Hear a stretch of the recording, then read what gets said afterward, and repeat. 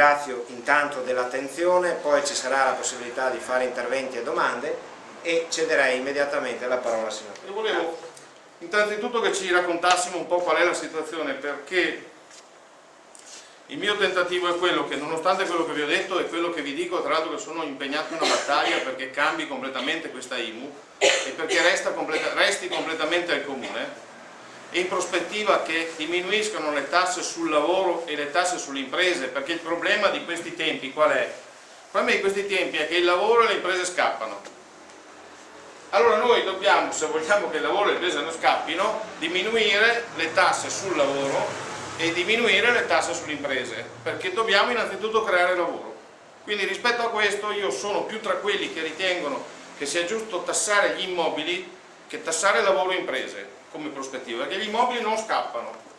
Poi vi spiego perché, magari alla fine giustamente ci saranno le osservazioni, le critiche eccetera, però posso garantirvi che alla fine di questa serata magari scoprirete che l'IMU è meno indigesta di quello che voi immaginavate o di quello che... ma poi insieme, la cosa bella è che insieme facciamo un ragionamento e che ne usciamo arricchiti tutti. Innanzitutto io vi devo fare qual è il quadro oggi dei paesi occidentali, dai quali ad esempio emerge, e questo per farvi capire che noi possiamo fare tutte le manovre che vogliamo, ma se non cambia il contesto europeo rischiamo di farle per niente, e vi mostro questa tabella qua.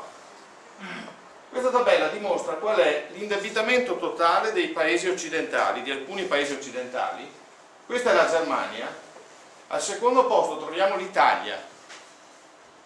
L'Italia è il secondo posto, cioè è messa molto meglio della Francia, degli Stati Uniti, non ne parliamo del Giappone, non ne parliamo dell'Irlanda. Non è un dato da poco questo, perché spesso e volentieri rischiamo di perdere di vista qual è la nostra situazione, e perdendo di vista qual è la nostra situazione rischiamo poi di... perché è messa meglio di altri? Guardate, quello in giallo è il debito pubblico, vedete, la Germania ha l'83, l'Italia ha il 120, gli Stati Uniti hanno il 100, la Francia ha l'87, la Grecia neanche la guardo, la Spagna ha il 67, il Portogallo ha il 106, il Giappone ha il 233, l'Irlanda ha il 109. Andiamo a vedere l'indebitamento delle famiglie. La Germania ha il 60, l'Italia ha il 50, siamo molto meno indebitati delle famiglie tedesche. Gli americani invece sono, gli Stati Uniti, il 92% del PIL, la Francia il 61%, salto la Grecia, la Spagna l'87%, il Portogallo il 106%, il Giappone è il 77%. Andiamo a vedere poi l'indebitamento delle imprese: 80 la Germania, 110, 90 gli Stati Uniti, 150 la Francia, andiamo qua, Giappone 143, guardate l'Irlanda. Perché questo dato? Perché mi serve questo dato? Beh, insomma, la Germania è il 223% del PIL il suo indebitamento, l'indebitamento dello Stato, delle famiglie e delle imprese, il fatto totale è il 223%.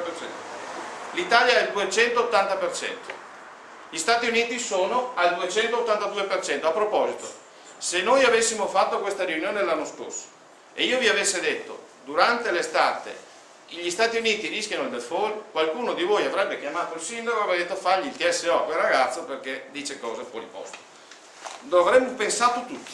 In realtà, poi vi ricordate cosa è successo in agosto, che Obama ha dovuto fare un accordo con i repubblicani per cambiare la Costituzione per permettere che il debito pubblico superasse il famoso 100%, in virtù di questo poter emettere buoni dello Stato, la Federal Reserve, buoni dello Stato, cioè vendere titoli di Stato per avere la liquidità per pagare gli stipendi. Ma perché mi piace mostrare questa tabella? Mi piace mostrare questa tabella per dirvi che, esempio, negli Stati Uniti sapete cosa pagano sui tassi di interesse sui titoli di Stato? Nonostante abbiano questa situazione che non è messa molto meglio dell'Italia, anzi, pensate che lo Stato di New York è al default, lo Stato della California è al default, loro sui titoli di Stato pagano l'1,5%. Noi siamo, con lo spread di oggi, siamo sul 6 quasi, anche più. Il Giappone, che in questa situazione ha un debito pubblico il doppio di quello italiano, e il totale è 4,56, sui titoli di Stato giapponesi si paga lo 0,5 di interesse. Perché? Molto semplice, qua vi faccio capire in termini, non è proprio, io ve la faccio semplice, però vi do, qual è il problema? Il problema è molto semplice, che la banca centrale statunitense e la banca centrale giapponese garantisce che per chi compra i titoli, comunque il valore nominale non lo perdono. Cioè è come che quei soldi, anche se li mettessero sotto, sarebbero, cioè perdono pochi interessi, ma come se li mettessero sotto il materasso, cioè il valore nominale non lo perdono, ma magari viene inflazionato, perché il dollaro è stato inflazionato. La Federal Reserve ha immesso 6.000 miliardi di dollari in questi ultimi 2 anni di crisi, idem per quanto riguarda il Giappone, ma tu il valore nominale non lo perdi. Cosa succede invece in Europa? I trattati prevedono, e anche qua quando noi diciamo lo spread, non lo spread, le agenzie di rating eccetera, allora le agenzie di rating sono brutte, cattive, sporche, fanno le speculazioni, ma in realtà quando le agenzie di rating ci hanno fatto questa domanda, uno Stato europeo può fallire? La risposta è stata sì. Beh, in quel momento è partito lo spread, perché se tu dici che uno Stato europeo può fallire, vuol dire che i miei titoli di Stato acquistati in Italia, in Grecia, in Spagna, in Francia eccetera, posso perderli di valore completamente, cioè posso perdere il capitale. Non è come li avessi sul mercato, proprio li perdo completamente, non è che perdo il valore reale, per cui una volta compravo con quei 100.000 euro un appartamento, adesso non lo compro più. No, adesso, a parte la bolla immobiliare su cui, ma non so se mi sono spiegato. Allora cosa serve? Serve cambiare i trattati.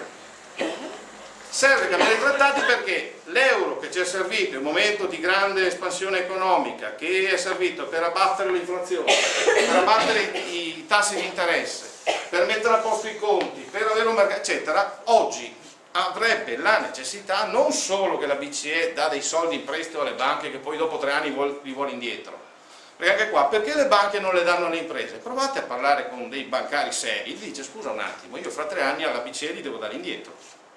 Se io li do a una impresa che non me li dà indietro perché li perdo, perché mi va in sofferenza, io fra 3 anni cosa do indietro? Faccio saltare la banca, capite? Altra cosa invece se butto liquidità vera, cioè quello di inflaziono l'euro e quindi di conseguenza. Su questa partita la Germania non ci sta. Non ci sta, io spero che cambi, perché guardate che 2 anni fa la Grecia si salvava con 30 miliardi di euro, oggi ce ne servono 300. Vi spiego? Perché poi sta cosa riverbera, se pensate che l'ENI l'anno scorso ha fatto di utile 6 miliardi e 3, 6 miliardi e 3, che se non ci fossero state le turbulenze di borsa forse avrebbe fatto 7 e 3, quindi per assurdo avrebbe potuto salvare la Grecia l'ENI, tanto per dare l'idea di cosa stiamo parlando a volte, ecco, io butto là delle provocazioni, non è ovviamente, ma è per capire di cosa stiamo parlando. In questa situazione quindi cosa serve? Serve cambiare la politica e i trattati europei. Per fare questo serve un'operazione credibilità, perché noi non eravamo creduti.